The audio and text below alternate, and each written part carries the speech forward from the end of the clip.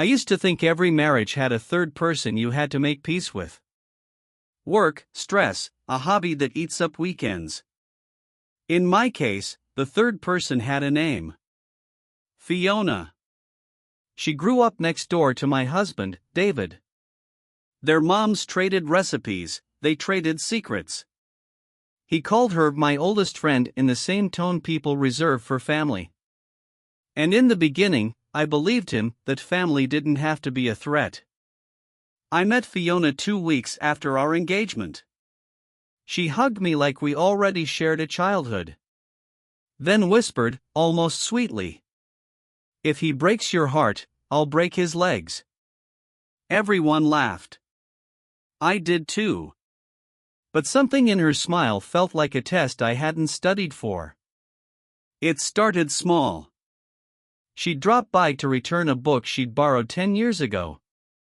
She had opinions about everything: our couch color, my lasagna, the way I stacked plates. Backhanded compliments delivered with the softness of a feather and the sting of a slap. "You're brave to wear that color," she'd say. I could never pull it off. "This sauce is interesting." David always preferred mine less salty. David would chuckle, nudge her shoulder, and say, "Relax, Fi. Be nice." But he was smiling, and she knew that. She always knew. The first time she made me feel small in my own home. She did it with a joke. "You know you're only the third most important woman in his life, right? His mom, me, then you."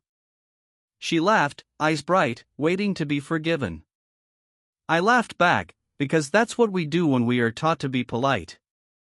But the laugh stayed stuck in my throat for days. A year into our marriage, Fiona married Eddie. A quiet man with kind eyes and a patience I envied. They looked good together, like a promise of quiet. It lasted 11 months. When the fertility treatments failed, Fiona unraveled. She said the word failure so many times it stopped sounding like a word and started sounding like a person. David visited her often. At first, I didn't mind. If kindness were a currency, I wanted him rich. Then came the night he didn't come home. "I'm with Fiona." She had a panic attack, he texted at 2:14 a.m. "I'll sleep on her couch. Don't wait up." I didn't sleep at all. A week later, he invited her to stay a few days. Eddie had moved out. She needed somewhere safe. "Of course," I said. Empathy was my first mistake. It wouldn't be my last. Fiona arrived with 3 suitcases and the air of someone returning to her own room. She spread across the house like perfume you can't wash out. She reorganized my pantry, my calendar, my husband's laughter. "You don't have to cook, babe," she'd say to me, sliding into my kitchen. "I know exactly how he likes his eggs." She decided he needed more protein. That the living room would feel calmer if the rug were rotated. That my shows were brain rot. And hers were documentaries about real life. Every opinion came with a smile too wide to argue with. I tried to set gentle boundaries. "Fiona, I work early. Could you keep it down after 11? Fiona, please don't fold David's laundry." She heard every sentence as a suggestion and every suggestion as a challenge. At night, I listened to them laughing in the guest room. Old stories, inside jokes with missing chapters that I wasn't allowed to read. I looked across the bed at my husband's empty pillow and thought, "I'm the guest here." It happened on a Tuesday, the kind of day that pretends it's harmless. I came home early from work, rain in my hair, grocery bag splitting at the bottom. David was in the hallway, holding his pillow and a blanket. Fiona stood behind him, eyes soft, rehearsed. "She had another panic attack," he said quickly. "I'll stay in the guest room tonight. Just to be close. It helps her sleep." He said it like generosity. It felt like a verdict. They were both looking at me, smiling like this was what any decent person would do. And I found myself nodding. Because decent people nod when they're outnumbered. Of course, I said. Do what you need. I closed the bedroom door and leaned against it. Watched my wedding photo tilt crooked on the dresser. And felt a quiet click inside me, the sound of a lock that's finally noticed its key. The next night, I made tea and waited in the living room. When they emerged together, his hair still damp from our shower. I placed the mug on the table and slid a folder across to him. The deed. The mortgage. The receipts. I had bought the house before our wedding.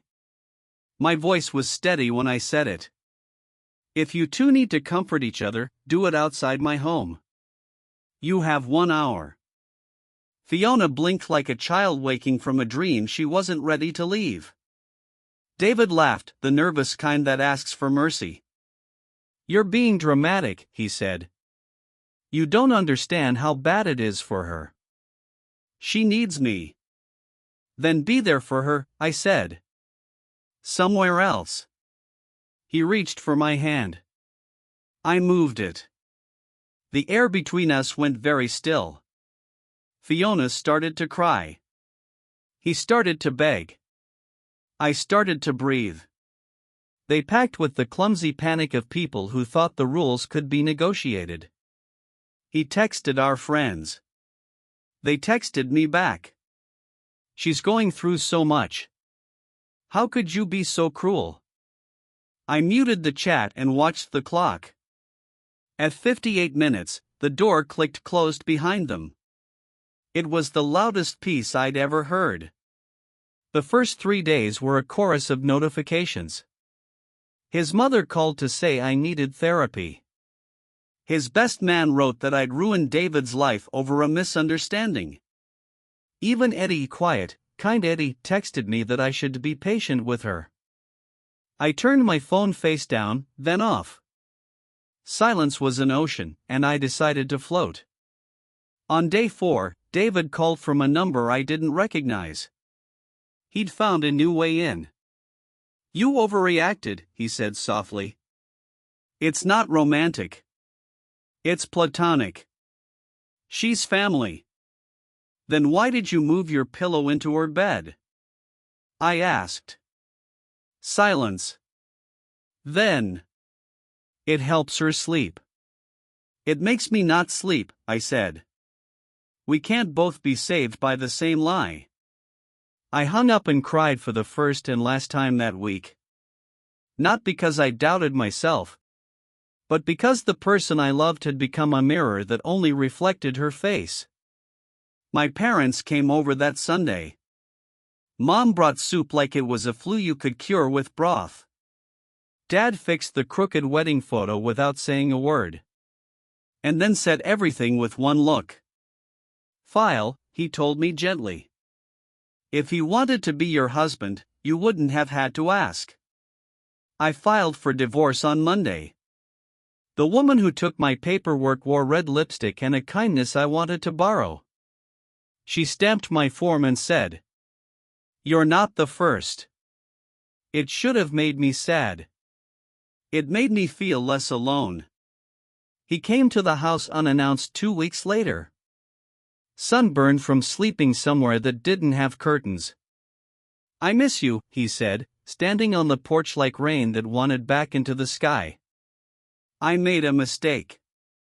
Fiona's complicated. Promise me you'll never see her again, I said, calm. Not for coffee.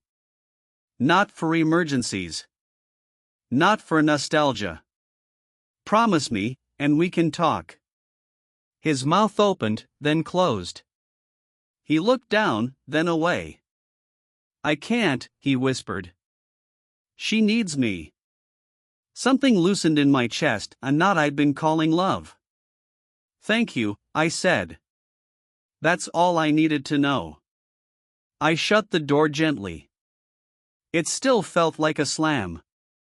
We had to wait 6 months. State law. Time stretched into a strange kindness. Long enough for the heart to catch up with what the mind already knew. At the preliminary hearing, his lawyer tried to make my boundaries sound like cruelty. My lawyer made them sound like oxygen. Outside the courthouse, he asked if we could take it slow. If we could pause the paperwork.